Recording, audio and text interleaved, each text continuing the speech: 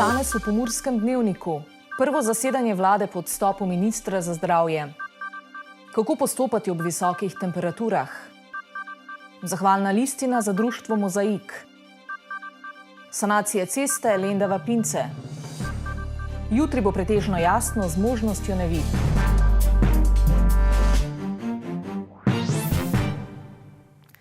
Spoštovane gledalke, cenjeni gledalci, lepo pozdravljeni. Na včerajšnji 58. redni seji je vlada sprejela razrez proračunskih izdatkov po ministrstvih. Potrdila pa je tudi predlog spremembe načrta za okrevanje in odpornost, ki sledi spremembam okoliščin. Ministri so se včeraj sestali na seji, tokrat sicer brez ministra za zdravje Bešiča Loredana. Kdo bo odslej vodil zdravstveni resor, ni znano, je pa za krmilo povsem po pričakovanjih začasno stopil premier Robert Golob. Slednji sicer ni edini predsednik vlade, ki je po odstopu ministra za zdravje prevzel vodenje ministrstva. Pred njim so se na to pot podali tudi Alenka Bratušek, Marjan Šarec in Janez Janša. Vlada pa nadaljuje pripravo proračunskih dokumentov za leti 2024 in 2025. Včeraj so tako določili razrez proračunskih izdatkov po proračunskih uporabnikih za prihajajoči leti. Skupni odhodki bodo leta 2024 znašali 15,2, leta 2025 pa 15,9 milijarde evrov. Na ta način pa, kot je poudaril minister za finance, vlada sledi 3 ključnim prioritetam. Prvič, zdravje, torej zdravje dostopno za vse, kamor prištevamo tudi skrb za starejše preko zakona o dolgotrajni oskrbi. Drugič, znanje. Znanje ne le tisto, ki je vključeno v šolske resorje, ampak tudi naprimer digitalizacija pa podpora podjetjem, ki ustvarjajo delovna mesta z visoko dodano vrednostjo. In tretja prioriteta so mladi in s tem povezane politike, konkretno stanovanjska politika, pa naprimer brezplačna kosila in tako naprej. Torej zdravje, znanje in mladi. Hkrati s tem pa vlada sledi tudi fiskalnim pravilom, ki bodo naslednje leto znova stopila v veljavo. Leta 2024 bodo odhodki za približno 300 milijonov evrov nižji, kot je bilo načrtovano v državnem proračunu za leto 2024, ki ga je državni zbor sprejel novembra lani. Kljub znižanju pa, kot je izpostavil minister, so odhodki še zmerom visoki, kar omogoča naslavljanje ključnih razvojnih izzivov in prioritet vlade v prihajajočem obdobju. Ministrstva bodo do konca avgusta oziroma 22. avgusta pripravila predloge svojih finančnih načrtov, vlada pa bo proračunske dokumente kot običajno sprejela in poslala v državni zbor do konca septembra. Vlada pa je na seji potrdila tudi predlog spremembe načrta za okrevanje in odpornost. Ta pa bo do konca tedna poslal uskladitev in potrditev v Bruselj. Boštjančič je dejal, da vlada s tem ni posegla v osnovni načrt koncepta, ampak ga je zgolj prilagodila okoliščinam. Naprimer zaradi boljše razvitosti v letih 2020-2021 ter inflacije.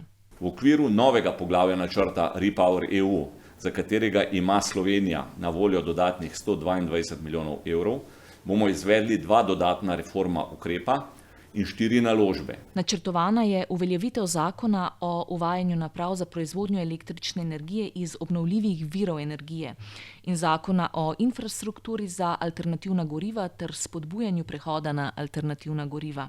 Ob tem so načrtovane tudi naložbe za spodbujanje prestrukturiranja obstoječih daljinskih sistemov z novimi tehnologijami obnovljivih virov in razogljičenje v gospodinjstvu. Mnogi se nadvse veselijo mesecev, ko temperature poskočijo visoko. Spet drugi nad tem niso najbolj navdušeni, saj vročino nemalokrat spremljajo tudi neprijetna stanja. Visoke temperature tako znajo povzročati težave in to predvsem starejšim ljudem, bolnikom, delavcem na prostem ter otrokom. Neprijazne pa znajo biti tudi do hišnih ljubljenčkov. Kako torej delovati v vročini? Visoke temperature vplivajo na padec krvnega tlaka, kajti ko je naše telo izpostavljeno vročini, se krvne žile razširijo, kar pomaga uravnavati telesno temperaturo. Čeprav zna biti neprijetno, pa je tudi potenje zdravo, saj na naraven način ohlaja telo. Kako pa si lahko sami lajšamo tegobe takrat, ko nastopijo poletne temperature? Ključno je pitje nesladkane tekočine, tekočine z dodatkom agrumov ali kar vode, ki lahko dodamo tudi ščepec soli, sploh če je potenje močno. Posebej priporočljivo se je tudi izogniti kofeinu in alkoholu, ter se, kolikor je le možno, izogniti direktnemu soncu, predvsem med 11. in 16. uro. Dobrodošlo je zadrževanje v senci, da ne pride do pregretja, sploh ko je vročina največja. Previdni moramo biti tudi pri telesni aktivnosti in paziti, da po nepotrebnem ne obremenjujemo telesa. Pomembno je še, da so prostori, v katerih se zadržujemo, dobro ozračeni. Če nam je vroče, si lahko večkrat privoščimo tudi krajšo, hladnejšo prho, na soncu pa nosimo pokrivala, ki nas ščitijo pred žarki sonca. In seveda, obroki naj bodo lahki, kajti težji silijo telo, da proizvaja še več toplote. V studiu se nam je pridružila gospa Lili Milošević, predsednica Mozaika, Društva za socialno vključenost. Lepo pozdravljeni. Lepo pozdravljeni. Kako se počutite, kako ste? V redu, v teh vročih dneh je lepo vstopiti v klimatizirane, prijetne, hladne prostore. Res, ja. Društvo Mozaik deluje že dolgo, 20 letji. Kaj bi rekli, kaj je to obdobje najbolj zaznamovalo? Kaj se je vam vtisnilo v spomin? Društvo Mozaik je predvsem odgovor na spreminjajoče se življenje v družbi in v naravi. Pred 20 leti se je rodila zgodba Mozaika, da odgovori na takratne potrebe, izzive družbe, ki jih je bilo ogromno. Najbolj pereče težave so bile stečaji velikih podjetij, ki so dajali zaposlitev ogromno Sobočancem, Pomurcem, ljudem iz naših koncev. Ostali so brez službe, predvsem manj prilagodljivi, manj zdravi, manj mobilni in za njih je bilo potrebno ustvariti neke nove priložnosti.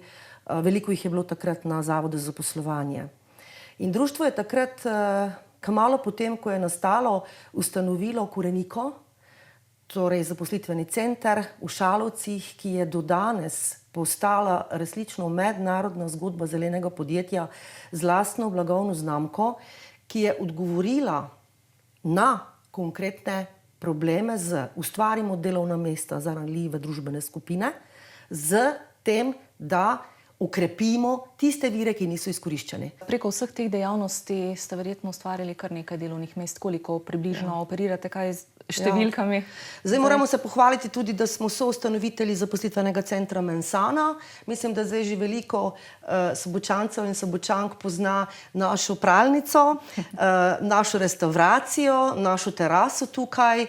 Tukaj je kar nekaj zaposlenih, predvsem iz ranljivih družbenih skupin, se pravi invalidov, potem tudi Korenika, kjer smo mi ustanovitelj, potem ti naši večgeneracijski programi, ki jih naši strokovni delavci izvajajo v Murski Soboti in pa po Pomurju, vse skupaj z ranljivimi družbenimi skupinami, z strokovnimi delavci, nekako smo odgovorni za 70 delovnih mest. To je pa kar lepa številka, ne? Res, ja.